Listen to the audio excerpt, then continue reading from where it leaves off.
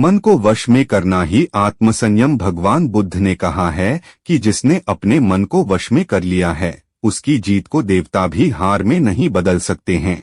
अर्थात मन को वश में करने का नाम ही आत्मसंयम है, जिसका अर्थ है अपने आप को वश में करना, अर्थात मन, वचन और कर्म पर अधिकार प्राप्त करना, ताकि शरीर से कोई अशुभ कार्य न होने पाए, जिससे कोई अपशब्द न निकले और मन में कभी अशुभ विचार न उठने पाए।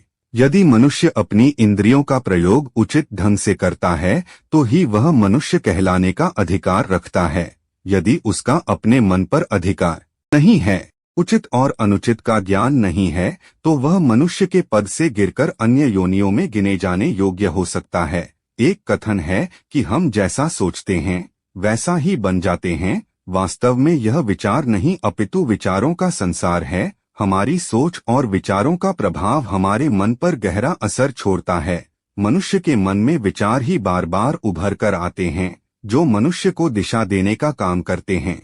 विचार ही मस्तिष्क को गति प्रदान करते हैं और गलत विचार क्रोध की ओर जाने को विवश करते हैं। यह हमारी भूल है कि हम सोचते हैं कि वचनों की कोई शक्ति नहीं है। संसार में जो भी हुआ, जो भी हो रहा है और जो भी होगा, सब हमारे कर्म के प्रभाव से हुआ है, और जो हो सकता है और आगे जो होगा वह कर्म की शक्ति से होता है, वह विचारों की शक्ति होती है। यदि हमारे अंदर आत्मसंयम नहीं है तो आत्मिकता का धन हमारे हाथ नहीं आ सकता है। हम इंद्रियों के जाल में फंसकर पहले तो निर्मल होंगे, फिर अपमानित होते हुए पहले अपना अनिष्ट करेंगे और फिर किसी और का करेंगे। यह सच है कि जो लोग दूसरों के लिए सोचते हैं उनका मन विश्वास पूर्ण विचारों का स्रोत है।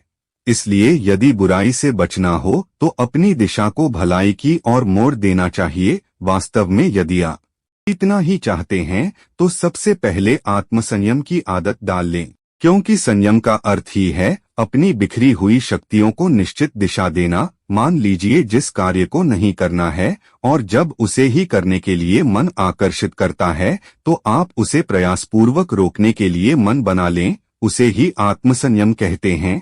संयम का अर्थ है जब आकृति आकर्षणों की ओर जाने के लिए हमारा मन सहज रूप से रुक जाए। बुद्ध ने कहा था कि अनुशासन और बलिदान के बिना मुक्ति की आशा नहीं की जा सकती है।